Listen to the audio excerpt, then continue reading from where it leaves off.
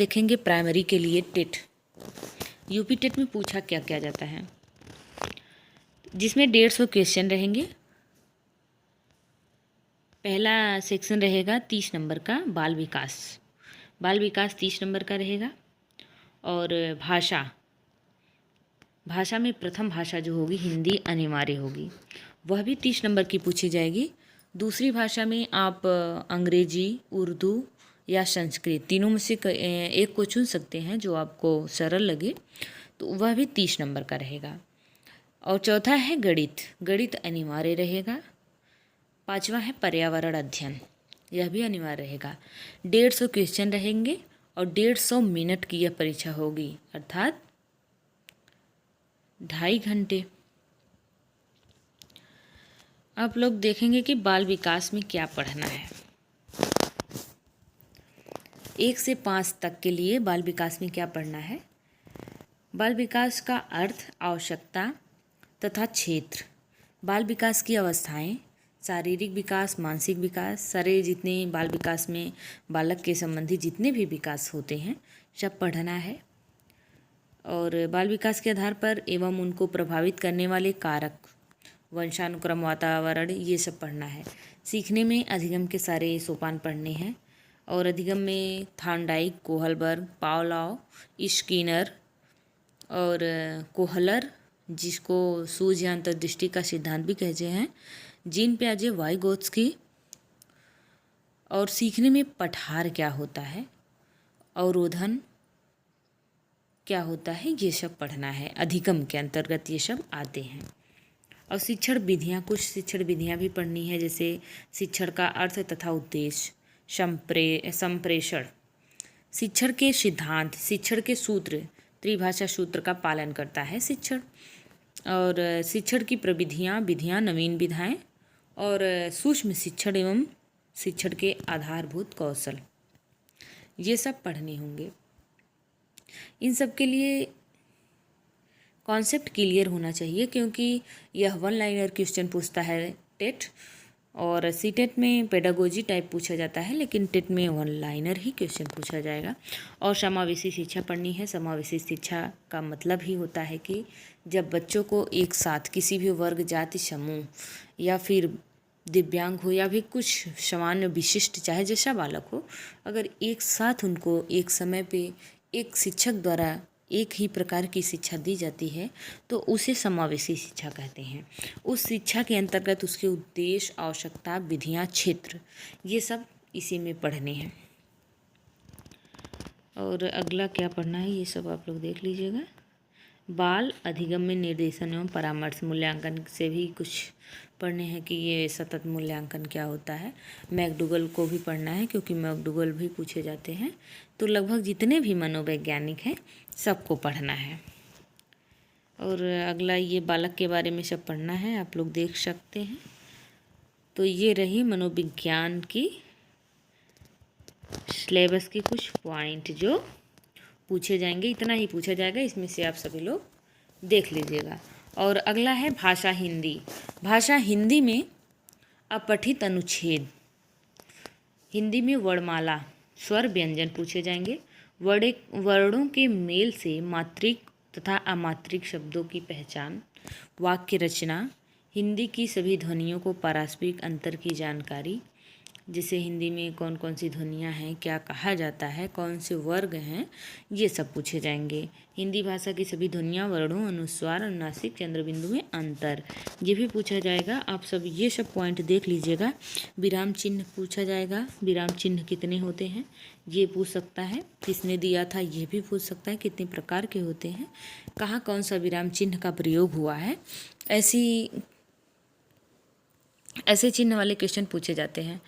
और समानार्थी, तुकांत, अतुकांत, समान ध्वनियों वाले शब्द, ये संज्ञा, सर्वनाम, विशेषण, ये सब पूछे जाते हैं। वचन लिंग काल पूछे जाएंगे हिंदी में। अगला पूछा जाएगा प्रत्यय, उपसर्ग और तत्सम तद्भव, देशज शब्दों की पहचान एवं उनमें अंतर, देशज विदेशज शब्द भी पूछे जाते हैं टेट में। और लोकोक्ति और मुहावरे पूछे जाएंगे। संधि भी पूछी जाएगी। संधि में ये 3 संधियाँ हैं। वाच्य समास एवं अलंकार के भेद भी पूछे जाएंगे। कवियों एवं लेखकों की रचना 2 या 3 रचना भी पूछी जाती है टेट में, तो आप लोग देख लीजिएगा। और भाषा विकास का अध्यापन, अधिगम और अर्जन, भाषा अध्यापन के सिद्धांत, ये सब कुछ हिंदी में पूछा जाएगा। आप लोग सेकंड भाषा जिसका इंग्लिश है वह देख सकता है, हिंदी जैसा ही पूछा जाएगा बट वह इंग्लिश में रहेगा। अनसीन पैसेज इसमें भी पूछा जाएगा। सब्जेक्ट एंड प्रेडिकेट पूछे जाएंगे। काइंड्स ऑफ सब्जेक्ट पूछे जाएंगे। जिस प्रकार से उसमें पूछे जाएंगे इसमें kinds of part of speech के बारे में पूछे जाएंगे। आप लोग इंग्लिश देख लीजिएगा। इंग्लिश में तो बहुत ज़्यादा नहीं पूछा जाएगा बट आप लोग अच्छे से देख लीजिएगा। अब उर्दू वाले अपना उर्दू देख लेंगे क्योंकि हमको उर्दू नहीं आती है। और भाषा संस्कृत में जो ऑप्शनल सब्जेक्ट है, अगर संस्कृत चुनना चाहता है उसमें देखेगा पहला अपठित अनुच्छेद आएगा। संज्ञा में अकारांत, पुल्लिंग अकारांत, स्त्रीलिंग अकारांत, ये सब संज्ञाएं आएंगी। घर, परिवार, प्रवेश, ये सब संस्कृत नामों से परिचय क्या है, सर्वनाम क्या है। क्रियाएं क्या है, शरीर के प्रमुख अंगों के संस्कृत शब्दों में प्रयोग, कुछ शब्द दिए जाएंगे जिसका संस्कृत में क्या कहा जाता है, ये ऐसे वर्ड पूछे जाएंगे। अव्यय भी पूछा जाता है।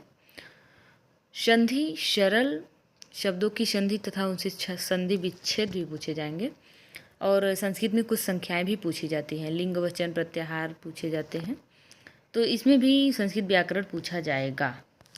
भाषा विकास के अध्यापन में वही हिंदी वाला पूछा जाएगा, जैसे हिंदी में पूछा जाएगा इसमें भी वही पूछा जाएगा कि शिक्षण कैसे कराते हैं बच्चों को, क्या अधिगम में क्या प्रोसेस है, ये सब पूछा जाएगा। और गणित देख लेते हैं। गणित में संख्याओं का जोड़, घटा, गुणा, भाग पूछा जाएगा। लघुत्तम समापवर्त और महत्तम समापवर्तक भी पूछा जाएगा। भिन्नों का जोड़ घटाना पूछा जाएगा। दशमलव का ये सब पूछा जाएगा। एकिक नियम और प्रतिशत, लाभ हानि से क्वेश्चन पूछे जाएंगे। साधारण ब्याज से, ज्यामिति से, और धन, रुपया पैसा से, धन से भी पूछा जाएगा। मापन से पूछा जाएगा। परिमाप, त्रिभुज, आयत, वर्ग, चतुर्भुज, ये चारों पूछे जाएंगे। कैलेंडर से भी पूछा जाएगा। आंकड़े, आयतन, धारिता, घन, घनाभ, क्षेत्रफल, रेलवे या बस से संबंधित समय सारणी भी पूछी जाती है गणित में।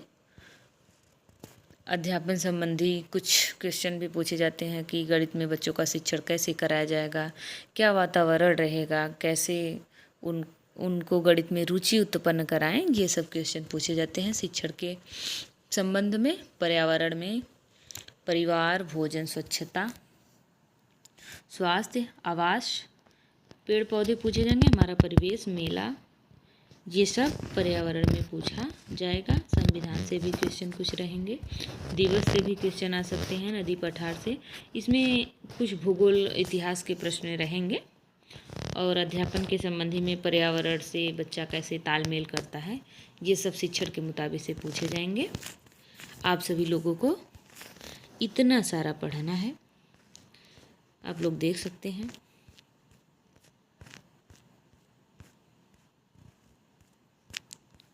जो भाषा में सेकेंड भाषा जो चुनना चाहता है वो अपना सिलेबस देख लेगा। और आप सब लोग अभी से इसकी तैयारी करने में जुट जाइए क्योंकि समय बहुत कम है और पढ़ना बहुत ज़्यादा है। वैसे तो है ही बहुत ज़्यादा, क्योंकि जो बच्चे पहली बार टेट और सुपर टेट का एग्ज़ाम देंगे उनके लिए ये सिलेबस थोड़ा बड़ा लग सकता है। आप सभी लोग ध्यान से पढ़िएगा। तब तक के लिए आप सभी लोगों को धन्यवाद।